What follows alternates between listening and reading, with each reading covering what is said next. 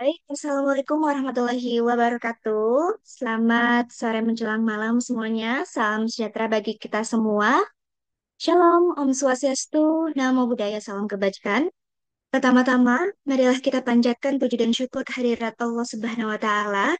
Karena berkat rahmat dan karunia-Nya, kita bisa berkumpul secara online di acara webinar gratis bersama Fokus ya, dengan tema Desain Grafis Pemula dari Ide ke Karya. Tak kenal maka kata sayang, maka perkenalkan nama aku Mandedi Putri, MC yang akan pada yaitu basmalah. Mari teman-teman kita untuk membacakan basmalah terlebih dahulu agar acara kita hari ini bisa berjalan dengan lancar. Pembacaan basmalah dimulai. Bismillahirrahmanirrahim. Acara yang kedua yaitu menyanyikan lagu Indonesia Raya. Dimohon kepada seluruh hadirin untuk dapat duduk dan menyanyikan lagu Indonesia Raya tanpa menyalakan mic.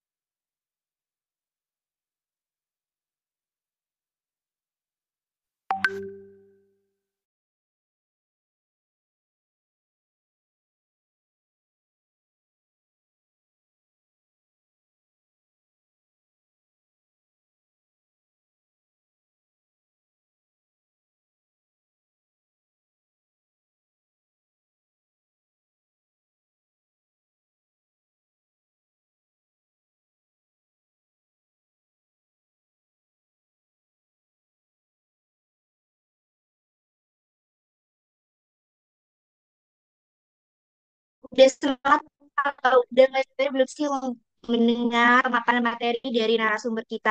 Buat teman-teman yang udah nggak sabar, boleh kirim aku reaksi yuk.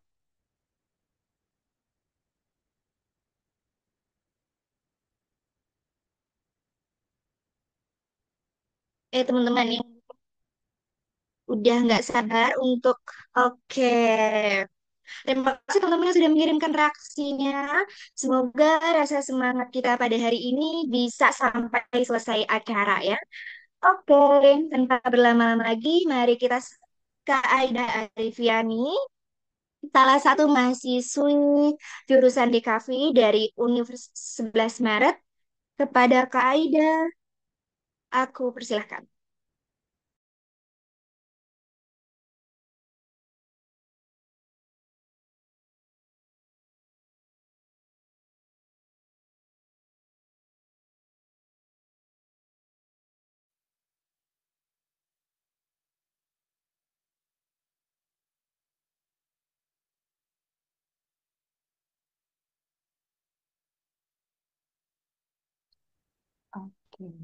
Halo Kak Ida, apa kabar? Ya, halo Kak Amanda. Alhamdulillah sehat dan senang banget hari ini bisa ketemu sama teman-teman semuanya. Gimana kabarnya Kak Amanda? Kabar aku baik banget, tapi untuk sebentar, Kak Ida boleh nggak mikrofonnya dideketin ke mulut biar suaranya jelas gitu, biar teman-teman bisa mendengarnya jelas. Soalnya tadi suaranya lumayan kecil sih. Oke. Oh iya, iya. Tuh. Kalau sekarang gimana? Aman? Ah, oke, aman, aman, aman.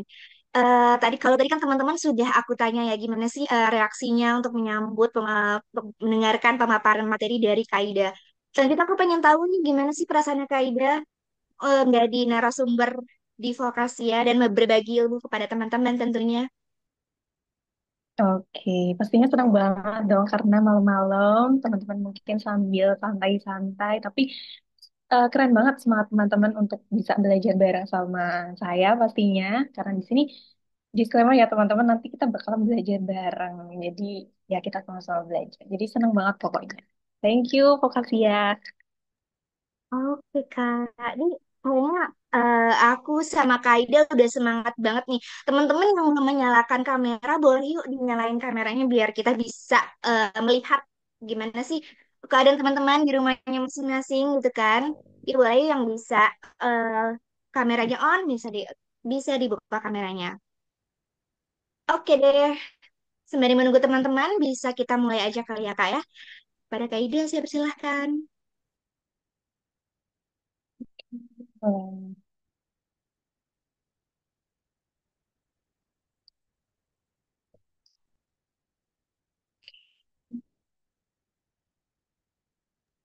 boleh dibantu Materinya belum untuk tampil ya? share. Ya, Oke, boleh sebentar.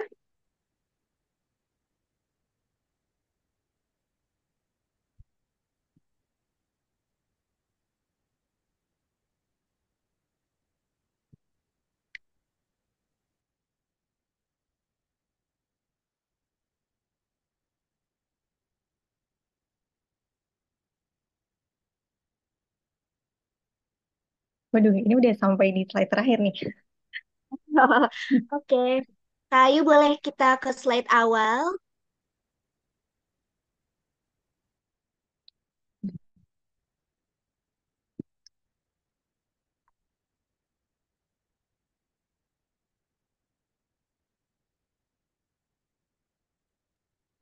Ya, sudah aman ya, Kak?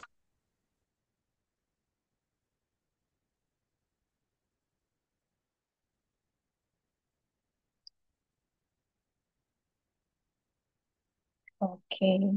Yap. Halo teman-teman semuanya. Selamat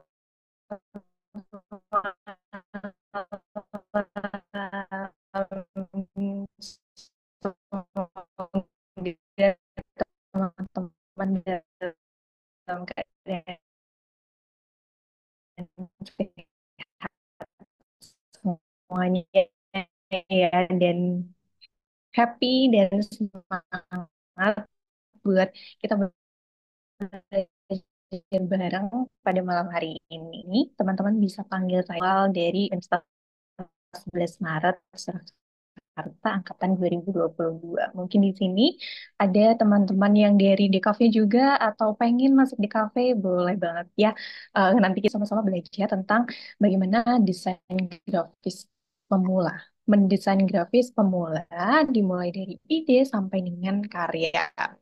Tapi sebelum materinya kita lanjut, teman-teman bisa melihat share screen dari tim Vokasia ini ya, bahwa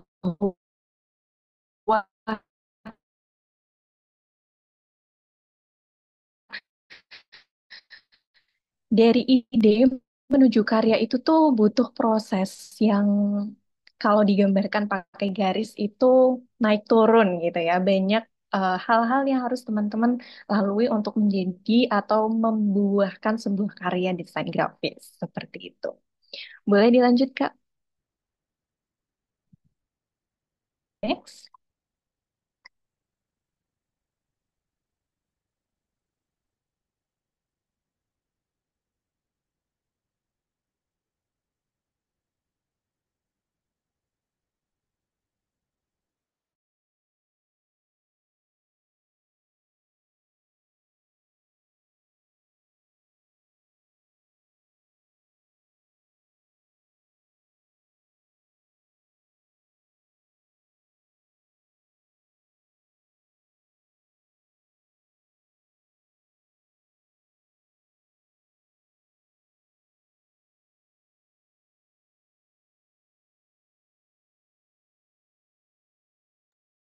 Oke, teman-teman, mungkin jaring ini masih putus ya. Eh, oke, jadi boleh ID bisa lagi. Gue juga. Oke, sorry. Iya, iya.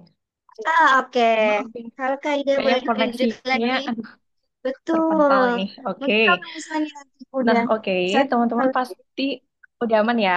Semoga aman. Oke. Pasti kalau misal teman-teman ada di sebuah jalan nih, terus tiba-tiba lihat baliho atau lihat pamflet di pinggir jalan, terus teman-teman berpikir nggak sih ini tuh karyanya siapa ya? Terus gimana ya cara buatnya gitu. Pasti pernah kepikiran seperti itu dan sampai saat ini pun saya pun juga berpikiran seperti itu kalau misalnya lagi di jalan terus lihat baliho kok unik. Itu gimana ya caranya bikin? Siapa ya yang bikin? Atau mungkin teman-teman lagi di em, pusat perbelanjaan, lihat kemasannya kok bagus, didesain oleh siapa ya? Dan gimana ya caranya? Gitu. Nah, itu pikiran-pikiran itu tumbuh menjadi next slide.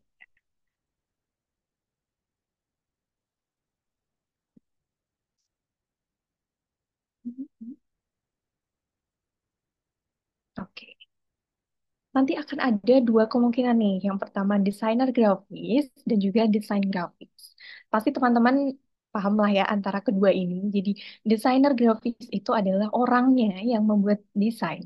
Sedangkan desain grafis itu adalah karyanya, hasil karya yang mereka ciptakan bisa berupa pamflet, poster, ataupun desain kemasan, ataupun desain yang lain. Sama-sama katanya itu desain grafis. Cuman yang satu itu orangnya itu tambah ER, desainer grafis. Seorang desainer grafis itu untuk bisa menciptakan sebuah desain grafis, karyanya yang berupa desain grafis itu pasti melalui berbagai tahapan dan hal yang harus dilalui. Boleh di next slide, Kak? Oke. Jadi di sini desainer grafis itu dia punya tujuan atau punya peran untuk menggabungkan elemen visual untuk menyampaikan pesan nih secara efektif. Nah, elemen visual itu bisa berupa gambar, bisa berupa tulisan, bisa berupa motif mungkin, nah, ataupun warna dan lain sebagainya. Elemen-elemen visual itu kalau kita biarkan udah eh, gambar, tulisan cuman tulisan, warna kita bebas naruh warna terserah kita gitu, tanpa ada apa namanya, tanpa diatur oleh seorang desainer grafis, ya maka desain itu tidak bisa tersampaikan secara efektif. Karena desain yang baik itu adalah desain yang bisa menyampaikan pesan secara efektif dan dimengerti oleh audiens. Kalau misalnya kita udah bikin sebuah desain, kemudian orang lain tuh nggak paham ini maksudnya tuh apa gitu, kok aneh, kok eh, ambigu. Oh ya berarti itu belum efektif. Desain yang dibuat itu belum efektif. Nah, untuk setiap prosesnya, maka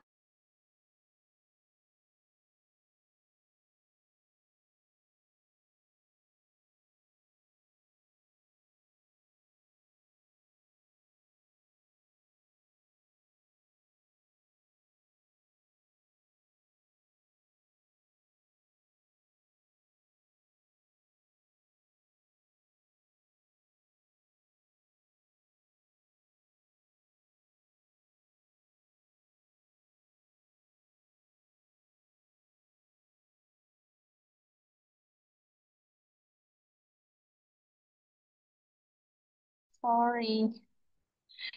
Ya, di dalam desainer grafis itu mulai dari tahap ide sampai dengan karya itu cukup banyak proses yang harus desainer grafis ini lalui. Gitu. Boleh next, Kak. Nah, untuk itu, yuk kita cari tahu langkah-langkahnya itu seperti apa sih. Boleh dilanjut?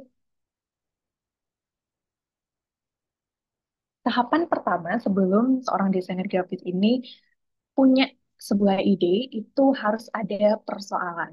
Karena desain itu pada dasarnya adalah menyelesaikan permasalahan. Jadi harus ada dulu nih persoalannya itu apa. Untuk apa sih tujuannya ada jelas, buat siapa sih. Jadi ketika teman-teman mencari ide, tahu dulu persoalan dasarnya teman-teman mau bikin desain itu untuk apa, untuk siapa. Sehingga nanti desain yang diciptakan, dihasilkan, itu yang tadi saya sampaikan akan dapat tersampaikan secara efektif. Boleh dilanjut, Kak? Oke, yang pertama, tadi udah persoalan. Setelah udah tahu deh persoalannya itu seperti apa, mulai dari tujuan atau targetnya untuk siapa, baru kita mulai ke ide. Ide di sini adalah pemikiran untuk merancang sesuatu. Jadi kalau teman-teman bikin apapun itu, misal teman-teman mau bikin karya tulis ataupun desain juga, itu butuh ide. Dan ide itu bisa teman-teman ambil dari berbagai hal. Yang pertama pengetahuan. Pengetahuan bisa teman-teman dapatkan dari mungkin teman-teman belajar di sekolah, di kampus, ataupun kursus. Itu pengetahuan. Yang kedua, teman-teman bisa juga nih dapat ide dari pengalaman.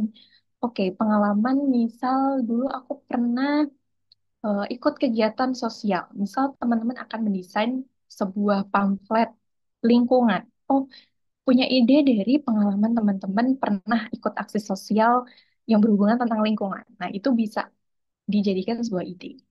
Kemudian yang ketiga, imajinasi.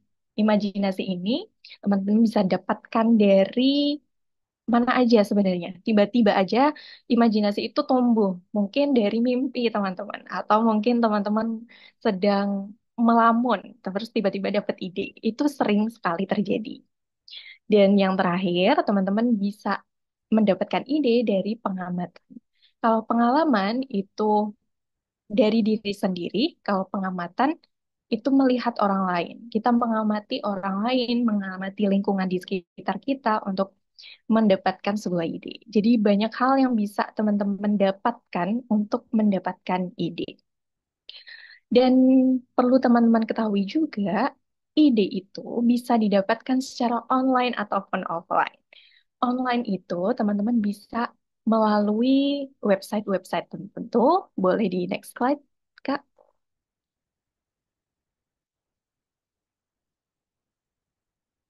Oke. Nah, ini adalah salah satu beberapa deh, enggak salah satu. Beberapa website yang bisa teman-teman dapatkan secara online untuk mendapatkan ide. Kalau biasanya saya itu dapat ide itu dari Pinterest. Mungkin teman-teman yang lain ada ide dari mana aja. Di sini saya contohkan beberapa website yang bisa teman-teman jadikan sumber ide seperti Dribble, Behance, Instagram, atau mungkin Facebook bisa juga. Dan masih banyak lagi lainnya. Tapi di sini Pinterest itu menjadi salah satu website yang menurut saya itu paling lengkap teman-teman mau cari desain mungkin tentang interior ada, desain pamflet ada, poster ada, banner ada, feed Instagram pun juga ada. Dan cakupannya itu lebih luas kalau Pinterest. Tapi tidak menutup kemungkinan untuk teman-teman explore lebih jauh lagi, cari ide-ide di berbagai website yang tersedia secara online. Dan pastinya kalau misal teman-teman cari ide itu kan gratis ya, bisa diakses di mana aja, jadi akan lebih mudah. Boleh dilanjut, Kak? Nah, ini adalah contoh teman-teman kalau pengen cari ide secara offline. Teman-teman bisa jalan-jalan nih ke tempat-tempat yang berhubungan dengan alam gitu. Biasanya cepet nih dapat idenya karena otak kita rileks.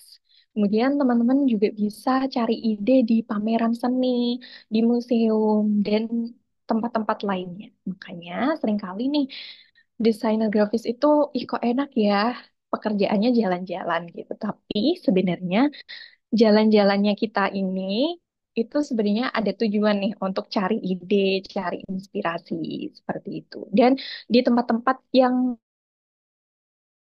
joy, relax itu akan lebih mempermudah teman-teman untuk mencari ide. Karena menurut saya hal yang paling penting dari tahapan desain grafis itu yang paling sulit itu mencari ide. Karena ide itu kadang-kadang ada muncul cepat, kadang-kadang susah banget nih buat nemuin idenya gitu. Jadi harus dalam keadaan yang mood baik, dengan keadaan yang happy, biar ide itu lebih gampang untuk kita temukan. Gitu. Boleh dilanjutkan. Oke. Lanjut ke tahapan selanjutnya adalah brainstorming. Nih kalau teman-teman anak muda nih, kalau misalnya mau ngerjain sesuatu pasti bentar lah mau brainstorming dulu. Gitu. Ya. Jadi brainstorming ini itu adalah teknik kita untuk menggabungkan ide-ide. Mungkin teman-teman dapat ide sampai 1.000 nih. Ada ide satu, ide dua, sampai ide 1.000. Saking banyaknya ide. Nah, saking banyaknya ide itu perlu diolah supaya lebih terarah. Jadi enggak cuman cari-cari ide aja, terus oke aku nemu ini gitu. Tapi harus ada proses brainstorming di mana kita itu akan menggabungkan ide-ide itu menjadi ide baru atau terbarukan. Jadi hal ini, brainstorming ini tujuannya supaya tidak ada plagiarisme kalau di dalam sebuah karya. Jadi kalau misal kita dapat referensi A, B, C, D gitu, terus kita brainstorming untuk dapat ide baru, untuk dapat inovasi baru yang nantinya akan diproses menjadi sebuah karya. Seperti itu. Boleh dilanjutkan?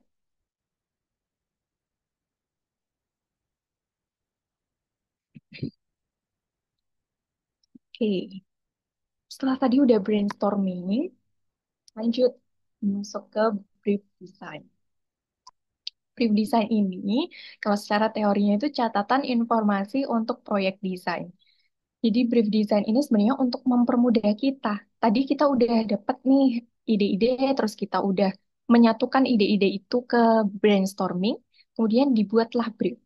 Brief itu tujuannya untuk memperjelas, oh kira-kira tulisannya mau apa ya, warnanya mau seperti apa ya, gambarnya mau apa aja ya, gitu. Tapi di brief design ini bisa dibilang tuh sunnah kalau menurut saya. Nggak wajib teman-teman untuk membuat brief design. Brief design ini sangat penting ketika teman-teman bekerja dalam tim. Sehingga ketika mendesain, misalnya orang satu, dia punya ide ini, ditulislah di brief design. Orang dua ditulis di brief design gitu. Jadi semua orang di dalam tim itu tahu maksud desainnya itu apa, arahnya mau kemana gitu. Jadi jelas. Jadi brief design itu sunnah. Kalau misalnya teman-teman bekerja secara individu, itu kadang-kadang membuat lama. Aduh, nggak usah lah, nggak usah pakai brief design, nggak apa-apa. Yang penting nanti kita sendiri tahu maksud kita mau seperti apa, nanti langsung aja diolah seperti itu. Jadi brief design ini boleh ada, boleh tidak. Boleh dilanjut, Kak? Oke. Ini adalah contoh dari brief design. Brief design itu biasanya informasinya berbentuk tulisan, bisa eh, judulnya apa, subjudulnya apa. Ini hanya contoh ya teman-teman. Dan sebenarnya brief design bebas sih mau dengan format seperti apa. Yang penting di dalam brief design ini harus memuat sejelas-jelasnya informasi yang akan nantinya kita desain. Oh, itu judulnya apa? Kemudian kalimat yang akan di-highlight apa? Harus dipertebal. Kemudian judulnya, subjudulnya apa nih? Kemudian ilustrasi yang akan dimasukkan kira-kira apa? Informasi apa lagi nih? Misal sosial medianya perlu ditaruh, logonya ditaruh di sebelah mana gitu. Jadi ya tujuan brief design itu memperjelas dan sebenarnya bisa juga untuk mempermudah kita dalam nantinya proses desain. Jadi ketika udah ada tulisannya, udah ada briefnya yang jelas, kita akan lebih mudah nantinya untuk ngedit. Jadi nggak bolak-balik, nggak bingung lagi, udah terstruktur. Misalnya slide satu, cover slide. Posting. Terus nanti slide duanya itu tentang tentang apa? Tentang perusahaan A. Slide tiganya tips and trick. Jadi lebih memperjelas arah nanti kita mau seperti apa. Gitu. Boleh dilanjut, Kak? Oke. Setelah tadi kita sudah tahu nih tentang brief desainnya seperti apa, saatnya kita menentukan alat apa yang akan kita lakukan. Alat apa yang akan kita lakukan? Alat apa yang akan kita gunakan, teman-teman? Untuk membuat sebuah desain itu kan bermacam-macam media, website ataupun aplikasi yang bisa teman-teman manfaatkan untuk membuat sebuah karya. Boleh di next, Kak? Oke. Ini adalah beberapa contoh dari tools desain, alat-alat desain. Mungkin teman-teman ada nih yang pakai Canva. Saya pun juga pakai Canva, teman-teman. Terus kemudian ada juga yang pakai Figma, ada yang pakai Ibis Paint, ada yang pakai Adobe Family, Adobe Illustrator, Photoshop, InDesign, After Effects, dan masih banyak lagi lainnya. Tools-tools ini adalah alat untuk mempermudah kita. Jadi jangan pernah menganggap remeh tools-tools tertentu. Oke, mungkin sebagian orang menganggap, ih kok pakai Canva sih desainnya gitu kan. Padahal Canva itu kan tujuannya untuk mempermudah kita juga untuk desain. Yang terpenting adalah outputnya. Yang terpenting adalah hasil karyanya nanti. Bisa jadi nih, kita bandingkan misal ada temen yang pakai Adobe Family, misalnya ada yang pakai Adobe Illustrator dalam desain. Kemudian yang si B dia pakai Canva. Belum tentu loh yang pakai Adobe itu lebih bagus hasilnya gitu. Bisa jadi nih yang Canva lebih oke. Jadi mau apapun aplikasi yang teman-teman gunakan, itu sama aja. Yang penting nanti hasil akhirnya. Yang penting karyanya gitu.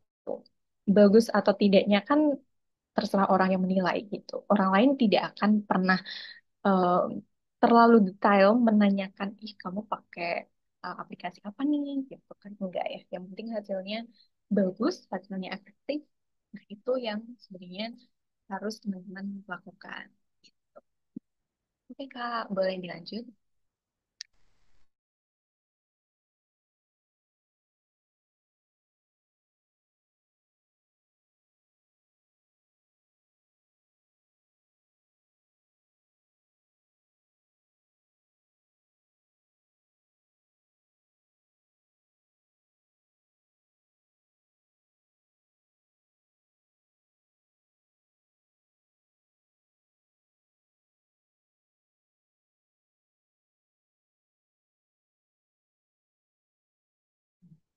Oke, sorry guys. Setelah kita tahu nih alat yang akan kita gunakan itu berbagai macamnya, saatnya masuk ke tahap desain.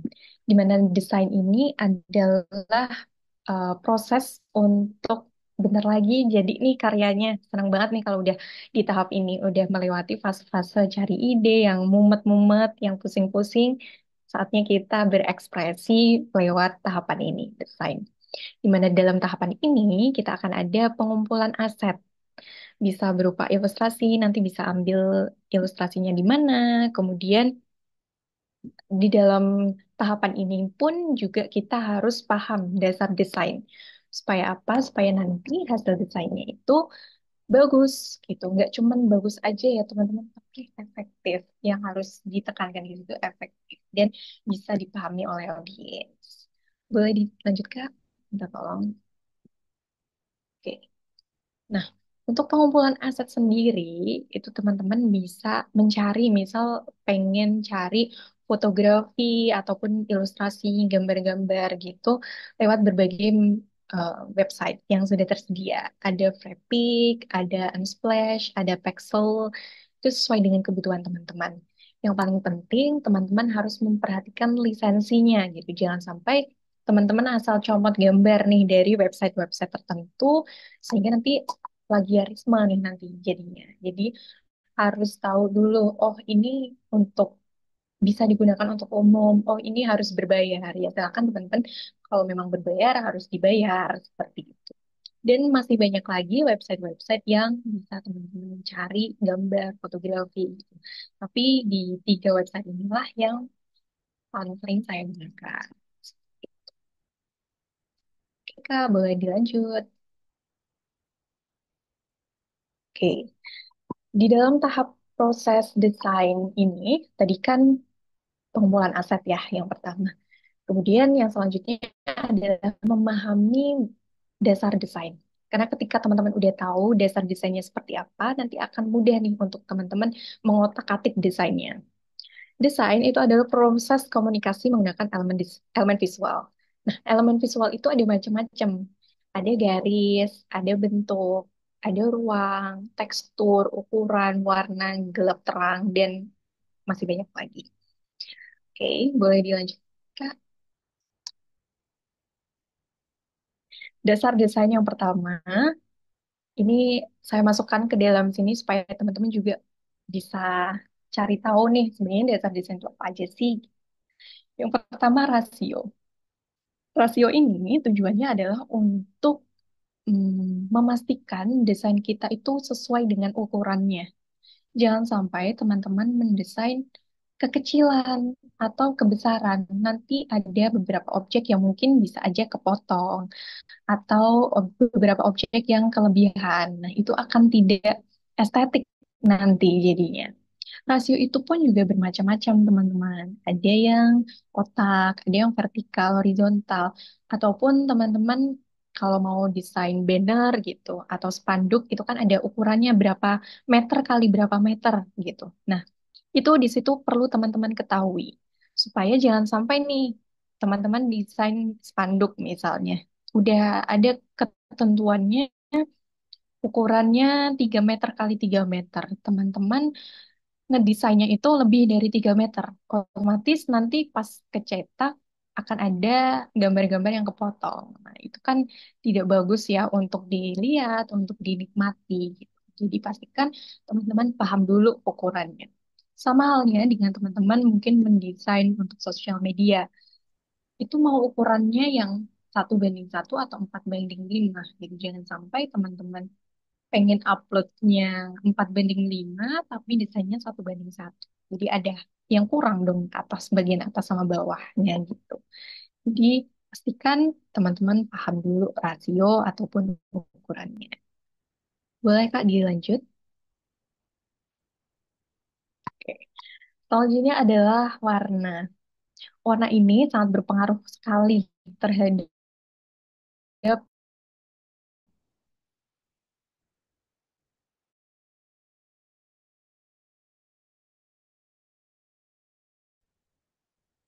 desain yang nantinya kita akan buat. Karena kadang-kadang karya yang kita buat gitu. Ya. Dan setiap orang itu punya referensi atau preferensi warna masing-masing. Misal aja nih, kalau fukasia itu identik dengan warna merah. Mungkin brand-brand lain punya ciri khas warna mereka masing-masing. Jadi akan mengidentifikasi kalau merah nih identik fukasia banget nih gitu. Misalnya seperti itu. Boleh dilanjut, Kak? Dalam sebuah warna itu ada roda warna yang tertampil di sini ya. Dan itu terbagi ada yang warna dingin dan juga warna hangat. Bebas teman-teman untuk mengkombinasikan warna-warna tertentu. Yang perlu diperhatikan adalah kontras. Teman-teman harus memperhatikan kontras. Kontras itu seperti apa? Kontras itu adalah warna yang berseberangan. Misal teman-teman desain dengan latar belakang warna cerah, misal warna kuning. Teman-teman bisa nih untuk gunakan tulisan yang warna gelap karena tadi latar belakangnya udah cerah. Warna gelap itu bisa warna hitam, bisa warna merah, merahnya merah yang marun, kemudian bisa biru dongker seperti itu. Jadi ketika warna yang teman-teman gunakan itu kontras, akan ada pusat perhatian. Pusat perhatian inilah yang bisa menarik perhatian teman-teman dalam sebuah karya desain. Kalau misalnya ada contoh di next selanjutnya, Kak.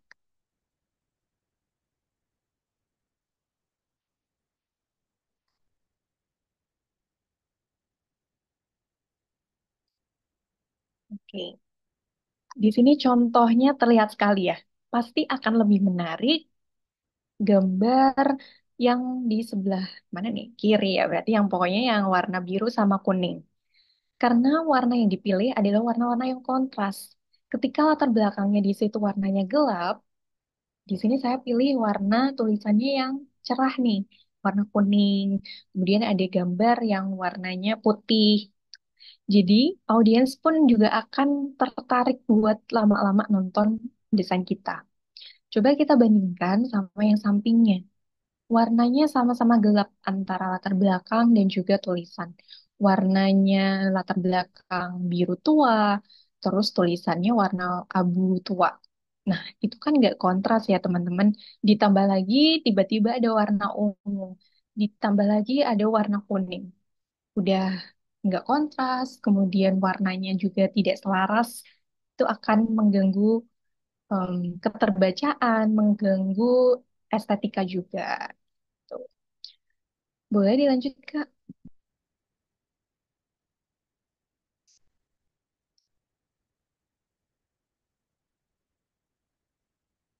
Nah, artinya di dalam pemilihan warna ini diperlukan color palette. Color palette ini adalah kumpulan warna untuk dipadukan menjadi kombinasi yang menarik. Ada beberapa contoh kombinasi yang senada ataupun yang berseberangan nih warnanya, tapi tetap oke gitu untuk dikombinasikan. Misalnya yang senada itu ada di warna yang gambar di bagian tengah ini. Ini warna yang senada, artinya warna ungu temennya kan biru sampingnya, kemudian ada biru muda, ada juga warna-warna yang berseberangan. Misalnya di sini di sampingnya yang tengah ada warna pink, tiba-tiba ada warna krem, tiba-tiba ada warna biru.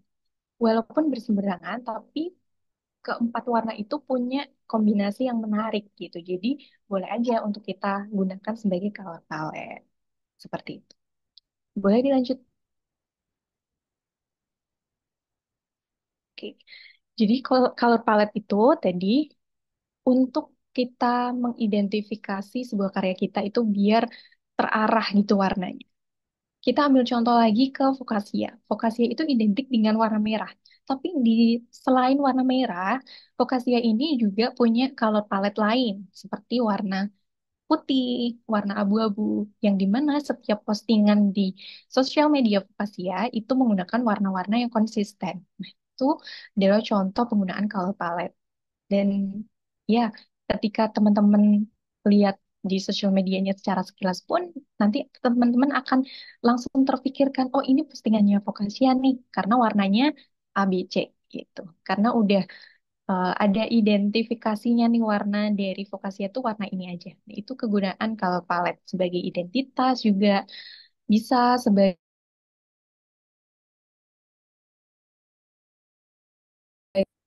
Kemudian ini ada beberapa contoh website yang bisa teman-teman lihat atau teman-teman gunakan untuk memilih color palette.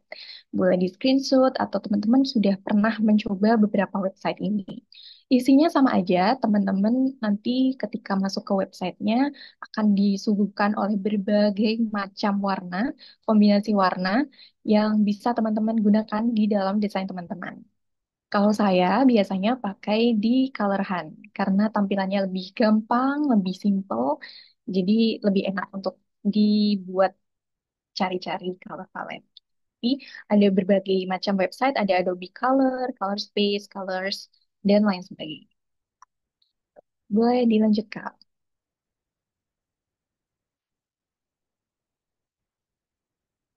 Oke, kita lanjut ke tipografi. Tipografi itu adalah seni untuk kita mengatur huruf. Jadi kalau kita mau bikin sebuah postingan desain itu nggak ngasal ya kita untuk memasukkan huruf karena ada seninya nih namanya tipografi. Boleh dilanjut Kak? Tipografi itu terbagi menjadi dua dan sebenarnya masih ada lagi yang lainnya. Tapi yang sering kita jumpai ada dua jenis. Yang pertama serif dan juga sans serif. Serif itu adalah huruf yang ada kakinya dan ada tebal tipisnya.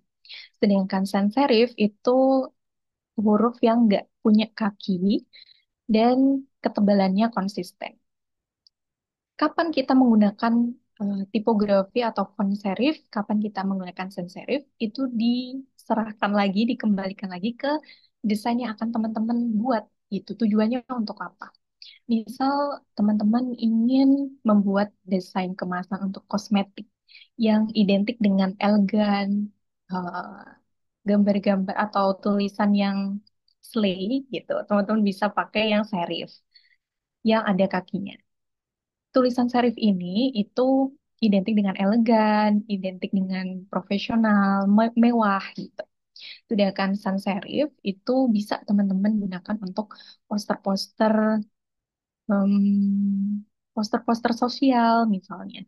Jadi keterbacaannya akan lebih jelas karena tebalnya itu konsisten sama antara huruf A, B, C nggak ada kakinya. Jadi akan lebih fokus ketika kita membaca dengan menggunakan sans serif.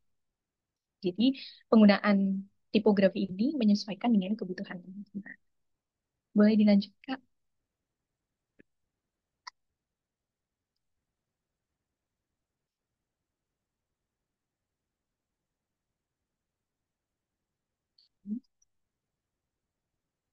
Boleh next slide. Ya, oke. Ini adalah contoh dari penggunaan font atau tipografi. Di sebelah kiri layar ya, di sebelah kiri itu banyak sekali kita pakai kombinasi font. Setiap kata itu beda-beda fontnya, jenis fontnya itu berbeda-beda. Maka yang akan terjadi kita akan bingung, ngebacanya juga nggak fokus. Tapi coba kita beralih ke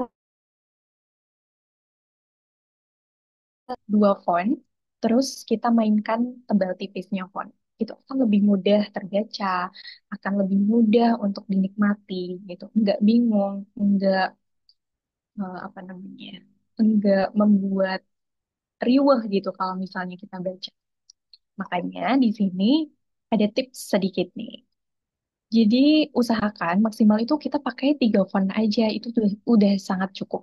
Kalau teman-teman bisa pakai 1 font aja, is okay gitu. Itu malah lebih oke. Dan yang paling penting itu highlight poin penting.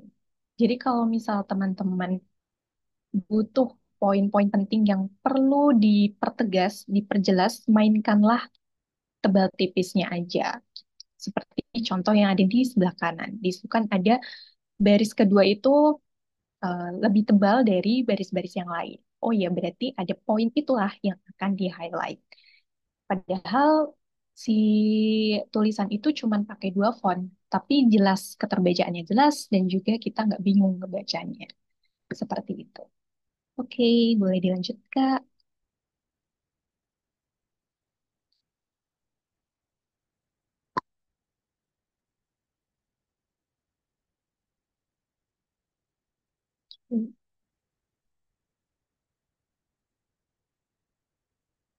Selanjutnya adalah white space. Nah, white space ini adalah ruang yang tidak memiliki elemen visual atau artinya gampangannya itu adalah ruang kosong. Di garis-garis hitam ini itu namanya white space, teman-teman. Jadi kalau kita mendesain itu harus diperhatikan white space supaya tidak apa namanya kalau divisualkan di tempat umum itu kita nggak kesempitan gitu. Ada ruang untuk bernafas gitu ya. Jadi di desain pun juga seperti itu. Boleh dilanjut, Kak? Nah, ini adalah contohnya, teman-teman. Ada yang bad white space sama yang good white space. Kalau teman-teman sekilas saja melihat dua ini, pasti akan lebih enak untuk dinikmati yang good white space. Karena ada ruang-ruang kosong yang cukup untuk desain itu. Entah itu di pinggirnya ataupun di setiap huruf dengan huruf, huruf dengan gambar. Di setiap barisnya juga ada ruang kosong yang cukup. Kalau teman-teman lihat yang bad white space atau ruang kosong yang buruk di sebelah kiri itu akan bikin capek kita membaca, kita melihat karena sedikit sekali ruang kosongnya gitu. Jadi kita nggak bisa menikmati desain itu seperti itu. Boleh dilanjut, Kak?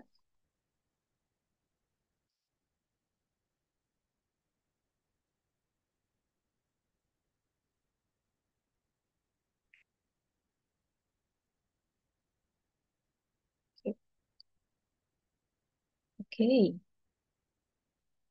kita lanjut ke layout. Layout itu apa sih gitu kan? Layout itu gampangannya adalah tata letak.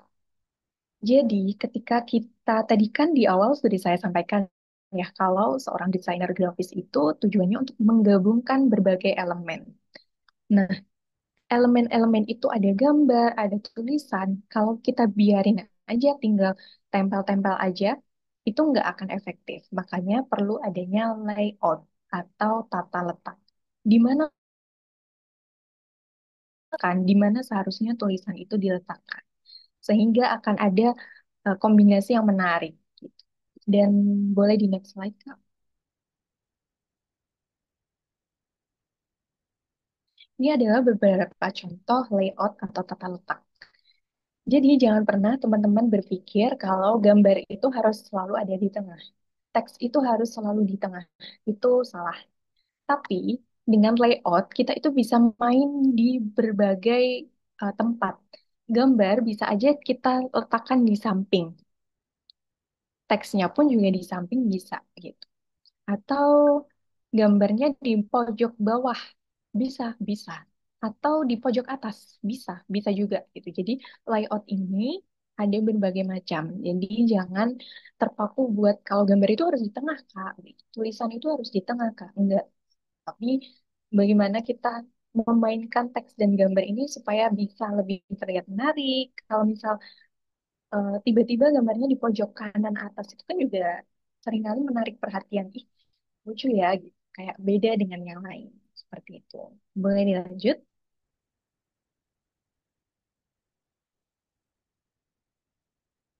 Oke. Ini dia adalah contoh-contoh layout yang bermacam-macam. Tadi ada gambar yang di tengah. Misalnya yang stop air pollution ini. Gambarnya di tengah. Tulisannya nggak harus, tulisannya di atas nggak harus. Bisa ditaruh di bawah. Kemudian teman-teman bisa lihat yang kurangi sampah plastik. Oh, tulisannya malah di tengah nih. Gambarnya malah yang melingkari tulisan itu. Boleh-boleh aja. Dan ketika sudah di layout sedemikian rupa, sudah menerapkan white space, kemudian pemilihan font yang oke, warnanya oke, juga akan terlihat menarik.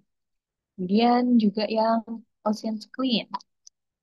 Di sini gambarnya di pojok bawah, kan, di pojok kiri bawah, terus tulisannya di pojok kanan atas. Ya tetap oke-oke aja.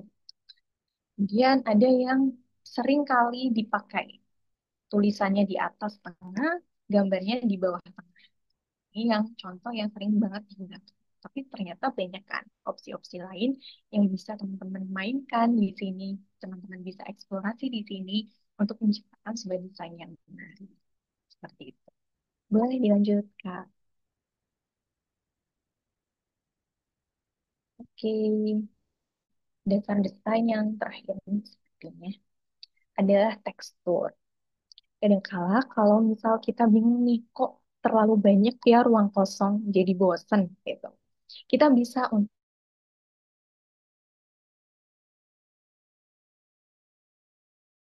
layar ya rata-rata aja. Tapi ketika ditambah tekstur jadi berasa ada corak hologram nih, meling-meling gitu. Ada corak atau tekstur kertas kusut, jadi berasa ada teksturnya nih.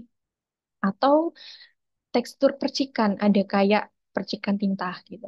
Ini bisa dipakai untuk teman-teman yang udah em, nggak ada opsi lain nih, misal masih banyak banget ruang kosong, harus aku tambahin apa lagi ya? Kalau misal pakai gambar, kayaknya nggak mungkin deh. Nah, teman-teman bisa nih untuk memainkan tekstur, menambah tekstur di dalam desain teman-teman. Seperti itu. Dan sebenarnya tekstur itu masih banyak lagi tekstur yang lain, teman-teman bisa cari di website-website. Seperti tadi, di Fabric pun juga ada tekstur-tekstur. Ya, silahkan teman-teman bisa eksplor sendiri. Oke, dilanjut Kak. Yeay, setelah tadi kita udah melewati dasar desain seperti apa, brainstorming sangat memumetkan itu. Saatnya kita masuk ke finishing karya. Finishing karya ini tujuannya untuk memastikan karya kita itu udah siap. Jadi sebelum dipublish atau disebarluaskan di sosial media atau dicetak, itu harus ada finishing karya. Finishing karya ini menyangkut hal-hal detail. Misal, oh ternyata ada yang menceng nih tulisannya. Ternyata ada yang nggak rapi nih warnanya. Atau mungkin ada kata-kata yang perlu diganti. Nah, disinilah tempatnya proses finishing karya. Di sini pun juga teman-teman sering pasti mendengar revisi. Kalau udah bilang revisi, berkali-kali revisi. Ini tujuannya supaya ketika nanti dipublish, disebarluaskan di sosial media, sudah tidak ada lagi hal-hal yang miss atau nggak ada lagi hal-hal yang salah. Jangan sampai udah di-share kemana-mana, udah sampai jutaan orang melihat, terus di take down. Sering banget terjadi mungkin di em, apa namanya di sosial media yang udah punya followers banyak banget itu harus lebih berhati-hati dalam mempublish karya. Makanya perlu finishing yang detail. Boleh dilanjut, Kak. Yeay, setelah udah sampai, kita finishing, kita udah revisi, mungkin sampai 100 kali revisi, waktunya dipublish. Publishing ini bisa di sosial media, bisa juga kalau misal teman-teman ngedesain baliho dipampang di pinggir jalan, atau teman-teman punya sebuah event, kemudian teman-teman mendesain spanduk, nanti di print, spanduknya seperti itu. Ini adalah publishing. Ketika sudah di-publishing, otomatis pekerjaan teman-teman itu udah selesai nih. Gitu. Tugas teman-teman selanjutnya adalah berkarya lagi, membuat lagi karya-karya baru. Seperti itu. Oke, kemudian lanjut. Saya ada contoh yang pernah saya kerjakan dan itu cukup membuat pusing. Oke, ini adalah salah satu tahapan ya. Jadi biar teman-teman ada gambaran. Ternyata saya pun juga melalui proses itu. Pertama, itu tadi ya kita cari dulu persoalannya. Oh, di sini itu saya desain untuk em, acara, acara yang tujuannya untuk pemuda dan juga profesional. Kemudian acara ini membahas seputar SDGs. Acara ini lingkupnya internasional. Kemudian kita cari permasalahannya.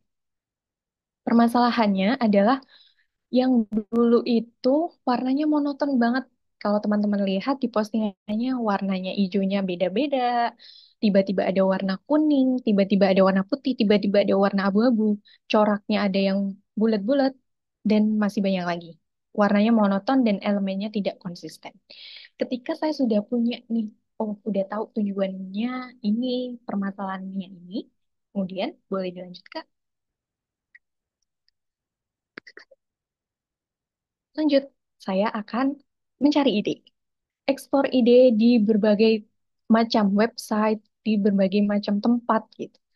Kumpulin nih, masukin ke dalam satu file gitu. Oke, warnanya ini keren nih. Oh, ini elemennya bagus nih. Bisa nih buat referensi. Atau tulisannya oke nih, gitu-gitu.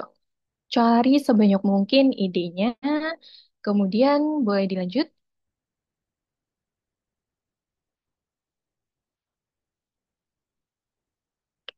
Akhirnya saya dapat poin yang eh, penting setelah saya brainstorming. Oke, saya udah punya berbagai macam ide yang udah saya dapatkan.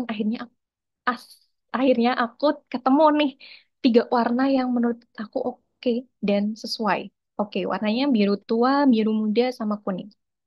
Terus tadi kan ada permasalahan nih, elemennya kok monoton. Makanya saya punya ide baru nih buat bikin pattern atau motif yang dimana nanti pada setiap postingannya itu akan pakai corak atau motif ini.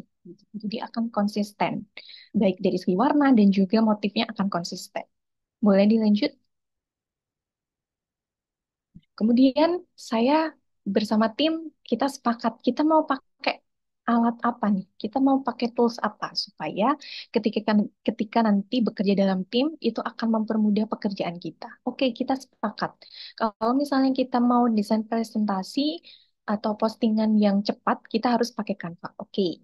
Kemudian kalau kita mau bikin postingan atau undangan yang lebih profesional, kita sepakat buat pakai Adobe Illustrator. Oke, kita pakai Adobe Illustrator. Kemudian kalau kita mau desain untuk buku dengan jumlah yang banyak banget halamannya, kita sepakat untuk pakai Adobe InDesign. Oke, kesepakatan. Kita pakai tiga tools ini selama nantinya kita akan bekerja sama. Setelah sudah kesepakatan, boleh dilanjut.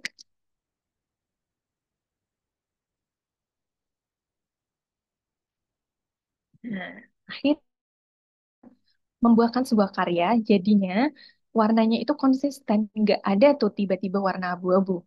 Nggak ada tuh tiba-tiba warna hijau-hijau lain selain yang sudah ditentukan. Gitu. Jadi konsisten setiap postingannya. Kemudian motifnya. Tadi ada motif daun-daun itu kan yang dapat dari ide baru hasil brainstorming.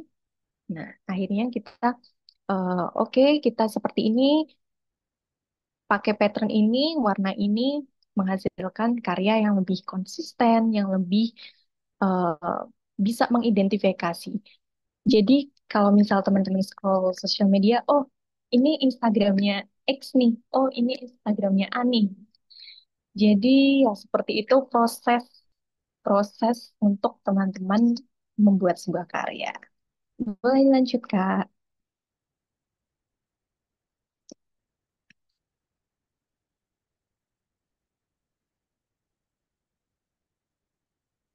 Oke, jadi itu aja ceritanya teman-teman. Mungkin panjang lebar.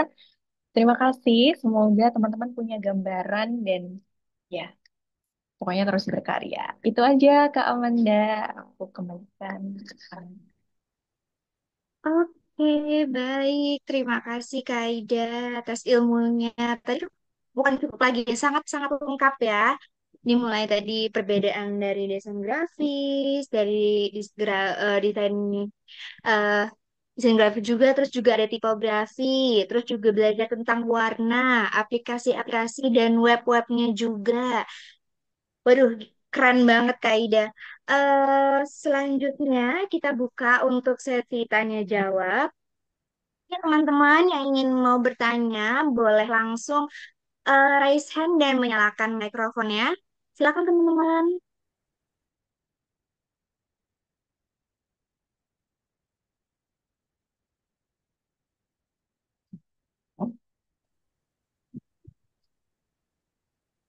Ini siapa? Boleh mau tanya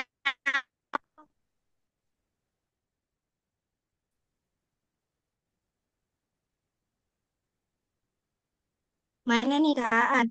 Oh, ini yang udah ada pertanyaan dulu kali ya dari Kak Joko. Itu apa saja jenis-jenis haki yang ada dan bagaimana perbedaan perlindungan untuk setiap jenis tersebut? Oke, langsung dijawab aja Kak. Ya, nanti kita tanggung dulu. Boleh langsung dijawab aja kali ya?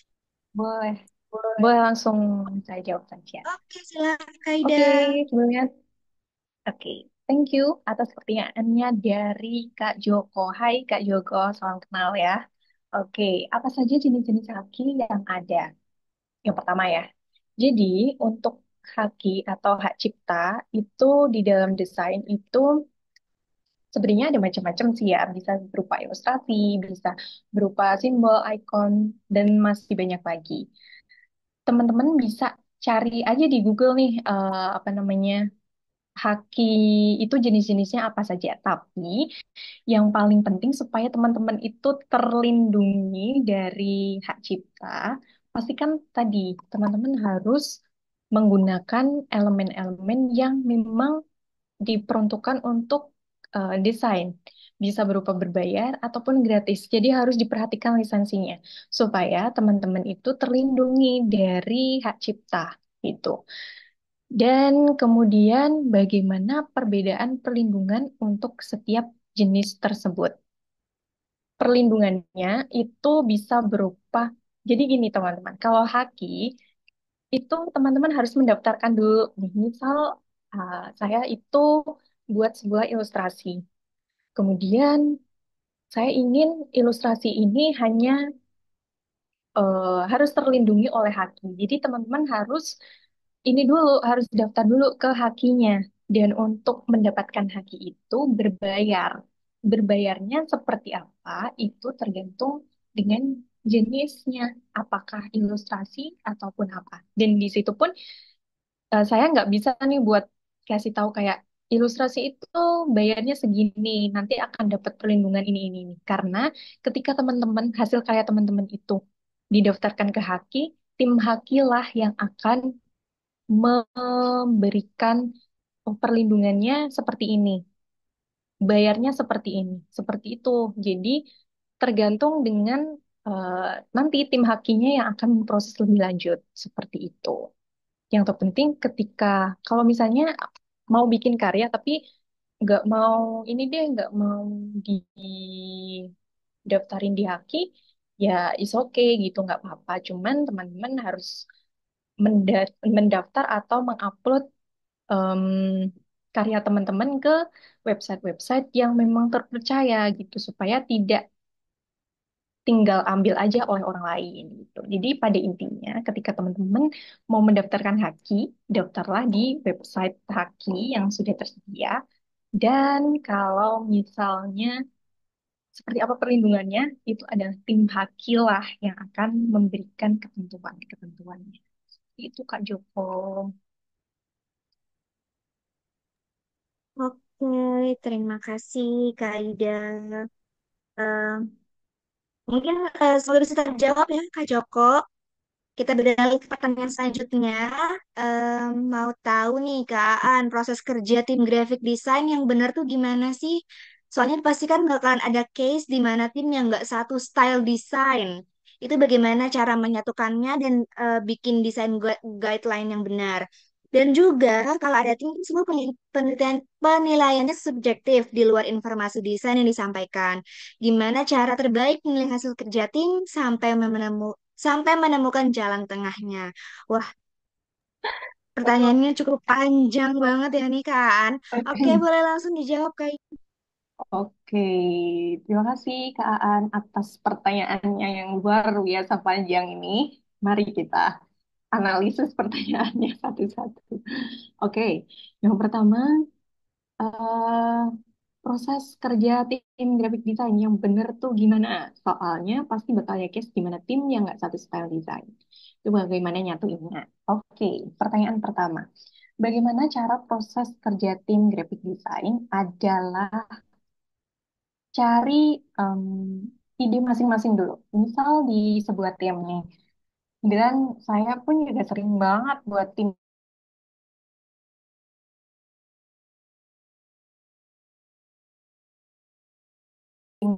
desain gitu. Beberapa orang cari masing-masing dulu. Gitu. Kamu stylenya mau seperti apa bebas. Carilah ide sesuai dengan style masing-masing. Setelah itu kita em, buatlah sebuah meeting atau pertemuan di mana di dalam meeting itu kita bahas, kita presentasikan hasil brainstorming kita masing-masing. Mungkin si A ini menemukan problem ini, solusinya ini. Si, si B seperti ini, si C seperti ini. Sorry, akan berbeda-beda pandangannya. Oke, setelah kita tahu nih perbedaan pendapat itulah, nah makanya di dalam meeting itu nanti kita em, buat sebuah kesepakatan bersama, di mana kadangkala apa yang kita terpikirkan, apa yang kita pikirkan belum tentu orang lain pikir, ataupun sebaliknya. Dalam meeting itu, kita cari kesepakatan yang terbaik seperti apa. Di dalam di dalam pengambilan keputusan itu harus beserta alasan gitu. Misal, ya nggak bisa gini gitu. Misal ada perbedaan pandangan atau perspektif. Nah, perbedaan pandangan atau perspektif ini harus dilandaskan dengan alasan. Kenapa kamu bisa memilih desain ini? Mungkin agak susah ya gitu. Tapi itu menurut saya itu hal yang paling efektif gitu. Gimana kalau misal nggak satu style desain kan seperti itu. Nggak satu style desain itu pun nggak masalah gitu. Yang terpenting tujuannya nantinya akan harus sama gitu. Misal untuk acara internasional atau acara-acara yang formal gitu.